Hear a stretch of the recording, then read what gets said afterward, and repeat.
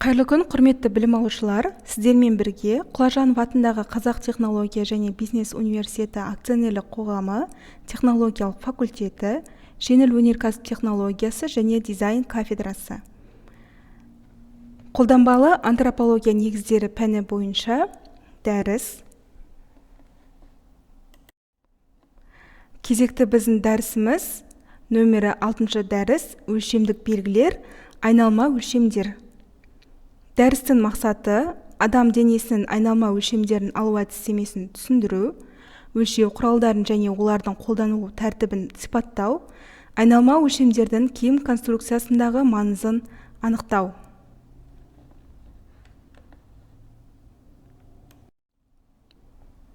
Дәрісімізде қарастырылатын сұрақтар: айналма өлшемдер дегеніміз не және оларды алу ерекшеліктері қандай? Сантиметрлік таспамен өлшеу ережелері және дәлдік шарттары. Дәрісте қолданылатын негізгі ұғымдар: айналма өлшем, сантиметрлік таспа, антропометриялық нүкте, қаңқалық бағдар, тік қалып, сантиметрия, симметрия, өлшеу дәлдігі, деформация, стандарттау, киім конструкциясы.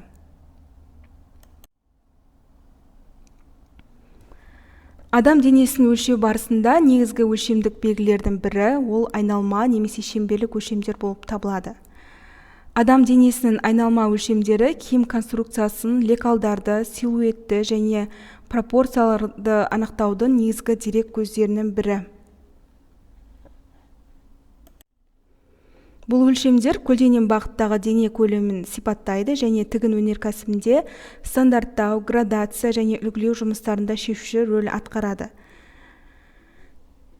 Сонымен қоса, дененің белгілі бір горизонталь деңгейіндегі толық шеңбер бойымен өлшенетін антропометриялық көрсеткіштер болып табылады. Олар адамның көлемдік пішінін сипаттайтын негізгі параметрлердің бірі болып табылады және киім конструкциясын салуда ең маңызды бастапқы өлшемдер қатарына жатады екен. Айналмалы өлшемдердің ерекшеліктеріне тоқтала кетейік. Ол жұмсақ сантиметрлік лента арқылы жүргізіледі. Лента денеге тығыз, бірақ қыспай жату керек. Дене асимметриясына байланысты көп жағдайда екі рет өлшеніп, орташа мән алынады. Айналма өлшемдерді алу барысында бастапқы антропометриялық нүктелер белгіленеді. Ол мойын, кеуде, бел, жамбас және тағы да басқалары. Өлшеу тік қалыпта жүргізіледі. Адам тік тұрып, денесін бос ұстайды. Қолдары төмен түсірілген күйде, ал аяқтары бірге және тізеден түзу болу керек. Табиғи тыныс алу кезінде жүргізіледі, яғни тынысты ұстамай. Өлшеу қатаң горизонталь жазықтықта орындалады.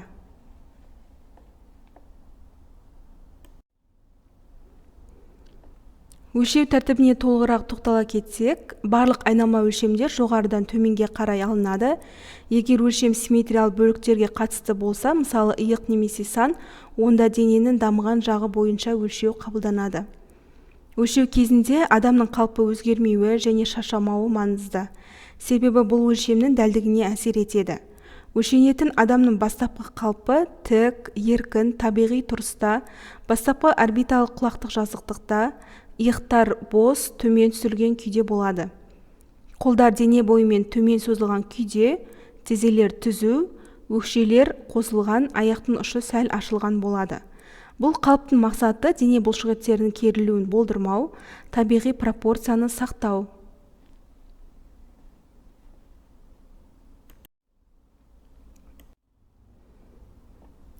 Өлшеу құралдары: айналма өлшемдер сантиметрлік таспамен өлшенеді. Өлшеу кезінде таспаны денеге тығыз әрі біркелкі, бірақ жұмсақ тіндерді қыспай орналастыру қажет. Таспаның көлбей орналасуы немесе шамадан тыс тартылуы нәтижелердің дәл еместігіне алып келеді. Өлшеу кезінде таспа дене бетіне параллель орналасуы мүмкін, әсіресе бел, кеуде және де жамбас деңгейінде. Негізгі айналма өлшемдер киім конструкциясында қолданылатын негізгі айналма өлшемдерге мыналар жатады.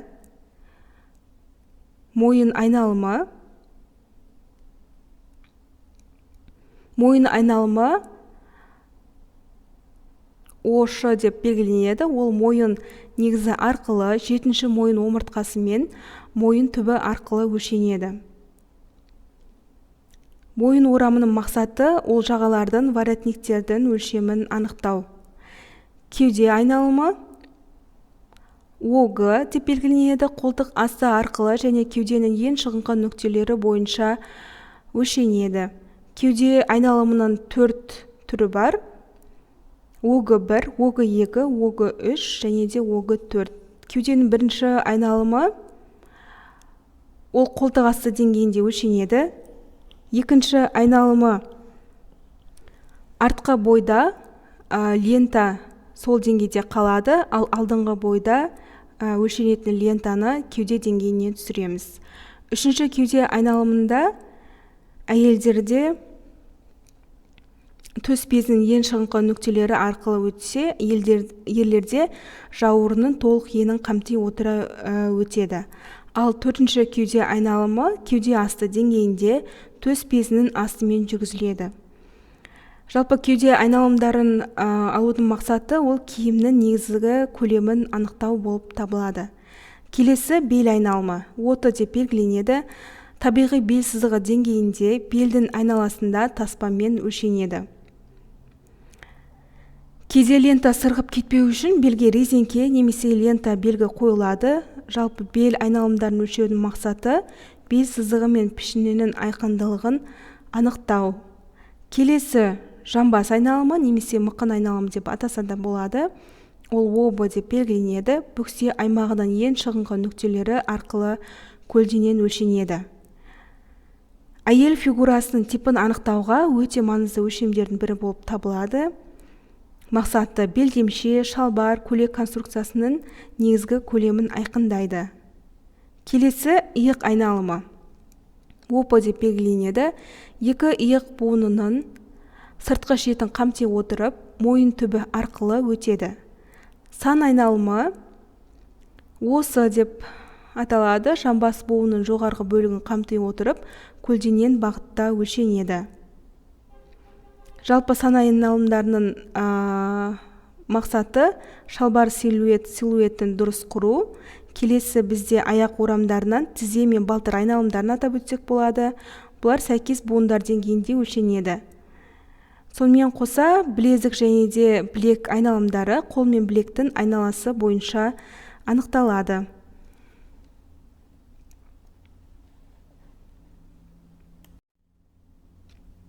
Өлшеу дәлдігі мен шарттары. Барлық өлшеулер қалыпты тыныс алу кезінде, яғни демалып тұрған сәтте жүргізіледі. Таспа денеге тым қатты тартылмай, жұмсақ және еркін орналасуы керек. Өлшеуші таспаны жерге параллельно ұстап, бір деңгейде бекітуге ерекше назар аударуы қажет. Әрбір өлшеуді 2 рет жүргізіп, нәтижелердің сәйкестігі тексеріледі. Айырмашылық 0,5 см-ден кем болмау керек. Қате өлшеу киімнің отыру сапасына және фигураның пропорциялық бейнесіне айтарлықтай әсер етеді. Киім конструкциясындағы рөлі. Айналма өлшемдер киім пішінін анықтаудың негізі болып табылады. Кеуде, бел және де жамбас айналымдары силуэт пен көлемнің сәйкестігін анықтайды. Мойын және иық айналымдары бұйымның жоғарғы бөлігінің қонуына әсер етеді. Сан, тізе және де балтыр өлшемдері шалбар мен белдемшенің пішімін есептеу үшін қолданылады.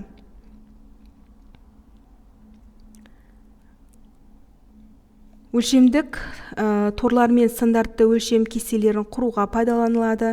Сонымен қатар фигура типін стандартты, толық, арық классификациялауға мүмкіндік береді. Және де қозғалыс еркіндігін қамтамасыз етеді. Дәл алынған айналма өлшемдер киімнің жайлылығын, эргономикалық және де эстетикалық үйлесімділігін қамтамасыз етеді. Айналма өлшемдерді өлшеу кезінде жіберілетін қателер және де оларды болдырмау амалдары. Айналма өлшемдер дәл болмаған жағдайда киім конструкциясында қатеге алып келеді. Сондықтан өлшеудің дұрыс орындалуы өте маңызды екенін жоғарыда атап өткен болатынбыз.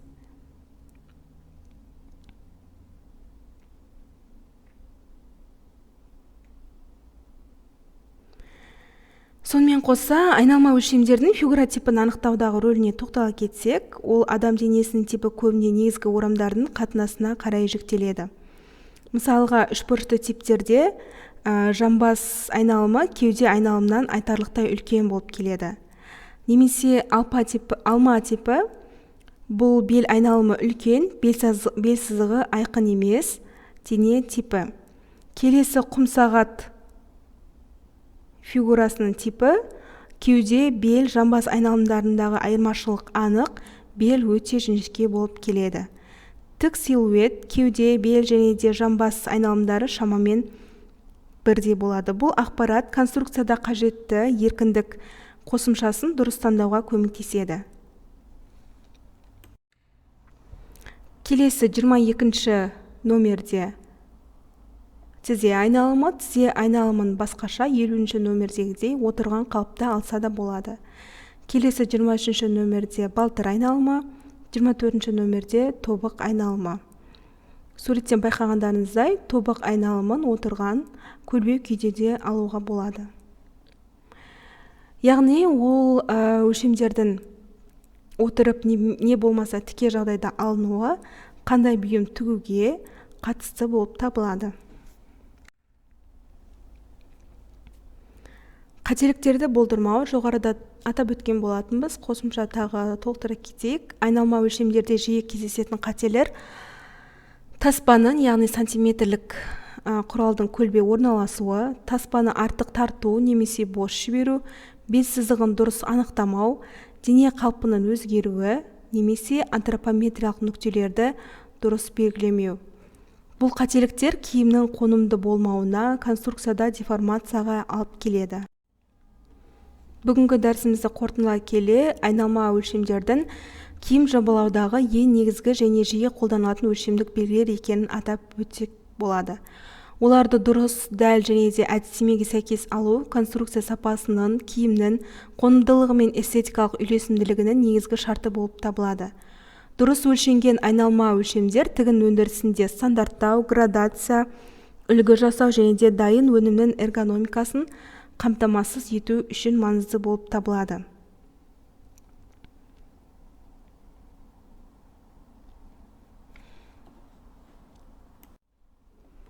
Сонымен қоса, айналма өлшемдер дененің морфологиялық ерекшеліктерін кешенді түрде сипаттап, адамның жеке пішіндік параметрлерін анықтауда шешуші рөл атқарады. Бұл өлшемдер тек дене көлемін анықтап қана қоймай, сонымен бірге дене пропорциясының үйлесімділігін, бұлшық ет және май тіндерінің таралуын, жыныстық диморфтық белгілерді, жас ерекшеліктерін және фигураның жеке типін бағалауға мүмкіндік береді. Айналма өлшемдердің дәл алынуы дайын бұйымның сапасына тікелей әсер ететін негізгі фактор екенін қайталап өткім келеді. Өлшеу техникасының бірізділігі, лентаның горизонтал бағытта сақталуы антропометриялық деректердің шынайылығын қамтамасыз етеді. Осылайша, айналмалы өлшемдер адам денесінің көлемдік моделін объективті сипаттап, киім технологиясының барлық конструкциялық кезеңдерінде өлшемдік кестелерді құрудан бастап, бұйымның нақты пішімін қалыптастыруға дейін маңызды әрі міндетті параметр ретінде қызмет етеді.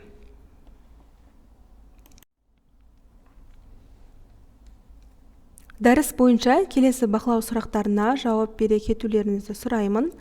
Айналма өлшемдер дегеніміз не және олардың маңызы қандай? Өлшеу қандай құралмен және қандай шартта жүргізіледі? Неліктен өлшеу кезінде адамның қалпы маңызды? Сантиметрлік таспаны қолдану кезінде қандай қателіктерден сақ болу қажет? Айналма өлшемдердің негізгі түрлерін атаңыз. Өлшеу дәлдігін қамтамасыз етудің қандай әдістері бар? Айналма өлшемдердің киім конструкциясындағы рөлі қандай?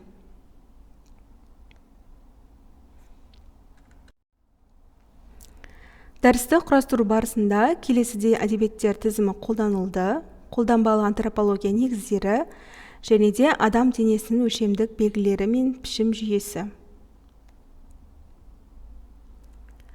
Осымен, құрметті білім алушылар, кезекті дәрісіміз аяқталды. Құлақ салып тыңдағандарыңызға рахмет, сау болыңыздар.